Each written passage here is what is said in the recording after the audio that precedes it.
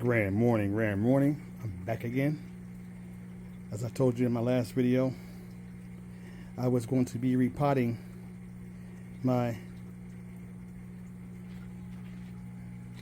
Jaboticaba. I always mess that up. I have to keep saying that. Fruit like this one. Bonsai seedlings. Well, they're not bonsai yet. I'm turning them into bonsai tree seedlings that were in the pot. And as you can see, I've already started. I already got most of them done. I've already repotted 5 of them. Here's one that I repotted in this beautiful pot. I ran into a problem though. I ran out of these small beautiful pots, and me being a DIY guy, always thinking of how to make things myself and save a lot of money instead of buying more of those little pots, which I would have to wait a few days, which I didn't want to do, and which I could because those pots were not expensive. But I wanted to get this done today. So I told myself, how can I make a bonsai pot out of materials that I already have and convert it into a bonsai pot? And so, as you're about to see, I found a solution. If you look at these DIY bonsai pots, look at them very close. I potted each one of these that were in the one pot growing out. Now they're all in their separate pot because they're getting bigger. And you can see what I made these out of. Perfect little bonsai pots.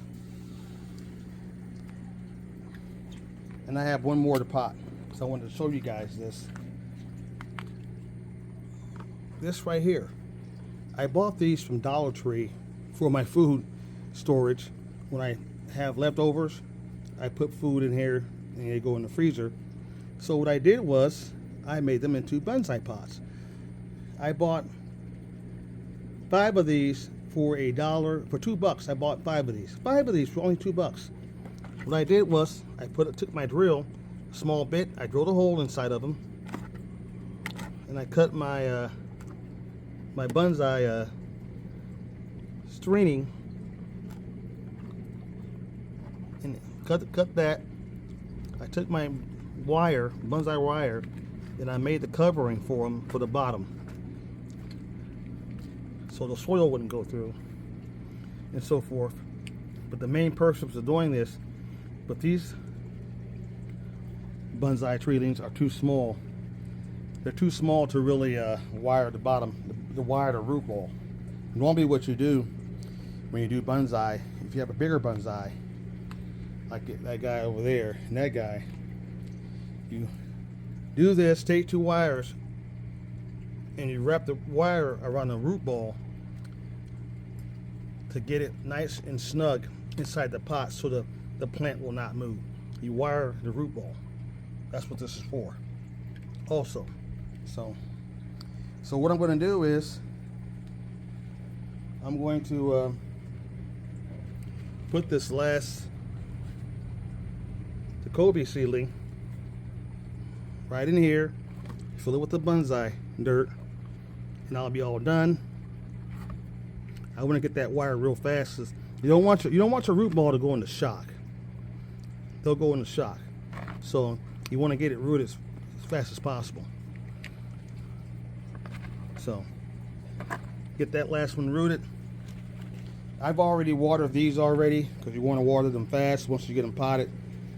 I took some of my DIY organic soil I told you about that I make with kelp, K-E-L-P, fish emulsion, and some worm casting compost tea and I poured it all in there and I bubble it for a few days.